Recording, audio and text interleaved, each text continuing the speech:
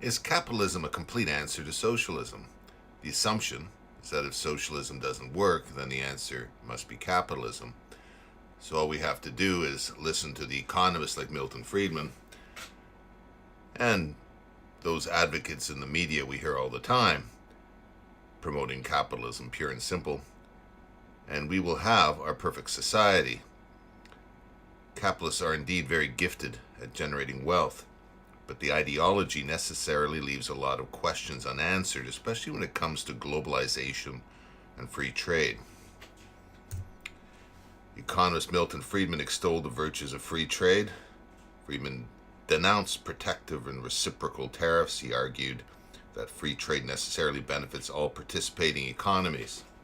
Friedman responds to socialism's pretended defense of the poor by noting that capitalism ensures goods are created and made available to the people of a country at the lowest possible price. Trying to make all goods in one country is inefficient. For example, a country that makes the best wine or other goods should focus on those and trade for other goods made cheaper in other countries. All seems very simple. This benefits not only the capitalist entrepreneur, but the lower classes, increasing their disposable income. The state needs to step aside. Friedman writes, government has three primary functions. It should provide for military defense of the nation, should enforce contracts between individuals, it should protect citizens from crimes against themselves or their property. When government, in pursuit of good intentions, tries to rearrange the economy, legislate morality, or help special interests, the cost comes in inefficiency, lack of motivation, and loss of freedom. Government should be a referee, not an active player. So capitalism gives citizens cheap goods. Not necessarily high-quality goods, but cheap ones. Thus, we may contrast capitalism with mercantilism, which encourages a nation to be self-sufficient in all its needs, discouraging the import of competing foreign goods. It's isolationist. Mercantilism is actually a great idea in times of conflict. For example, even today, nations impose sanctions on other nations they consider enemies, like Iran or Russia. That certainly isn't a very capitalist idea. So the capitalist must also be assuming global economies, free trade will produce peaceful relations, perhaps. But at what cost? What about the oppressive effects of globalization on self-determination? What about loss of sovereignty in the name of the migrant crisis or the climate change crisis? What about terrorism? In other words, there are indirect political effects to the ideology of free trade that could never have been foreseen, even by Adam Smith. That free trade would be used as an excuse for international and centralized control was not foreseen. That's quite the opposite of freedom. Adam Smith, in his Wealth of Nations, assumes a net benefit to the people and the state as a result of free trade. This quote illustrates that. The assumption is that material and political benefits would follow. No society can surely be flourishing and happy, of which the far greater part of the members are poor and miserable. If the poor are malnourished, the emphasis on low-cost food and goods is essential.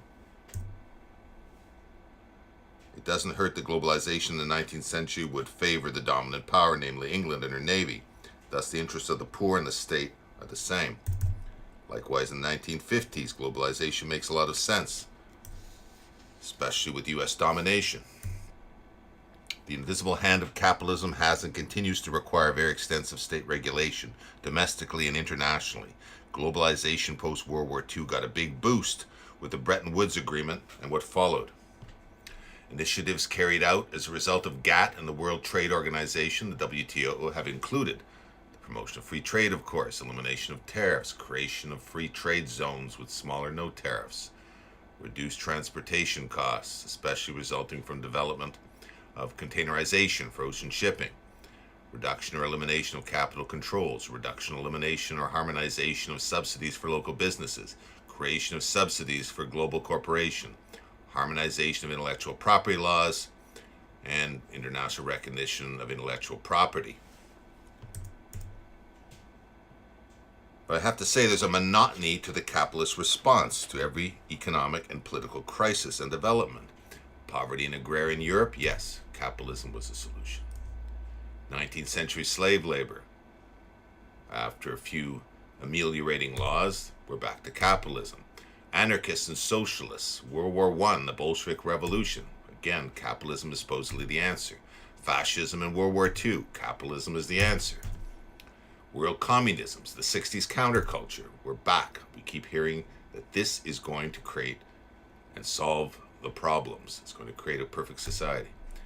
70s stagflation, legislative inertia, identity politics, populism, globalism, terrorism, the collapse in confidence in political institutions. We hear once again that the solution is capitalism.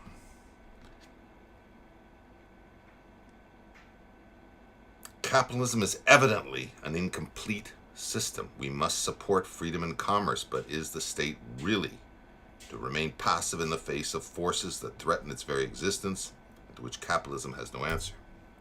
The cheap goods we now enjoy are paid for at the price of slave labor in countries like Bangladesh and China. It's not clear these people will ever benefit in a significant way from globalization.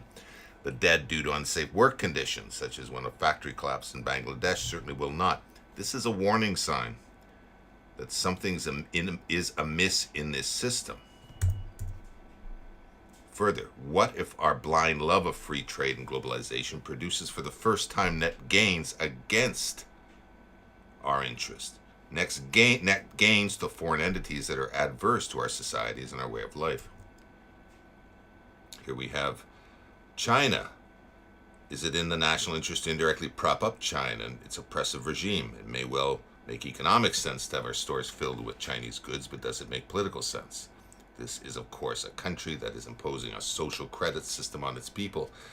Is that going to flow into the West on free trade pipelines?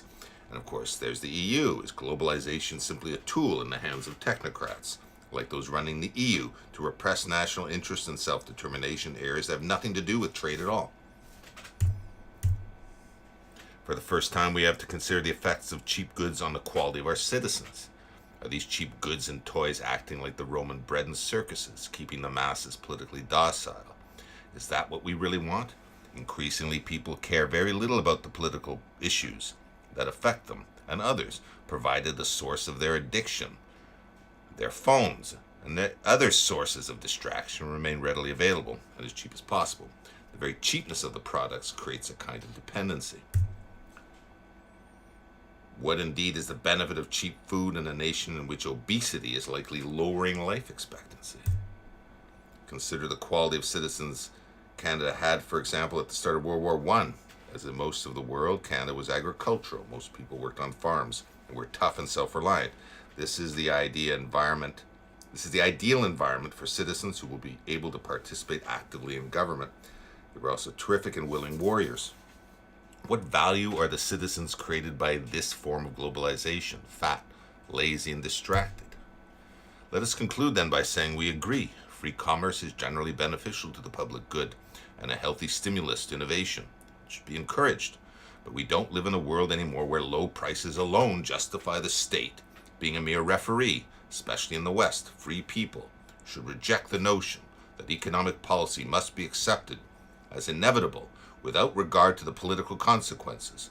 The world seems to have been taken over by deterministic thinking in economics on issues like climate change and, of course, globalization. We will see what comes of all this. Till next time, fellow citizens and patriots.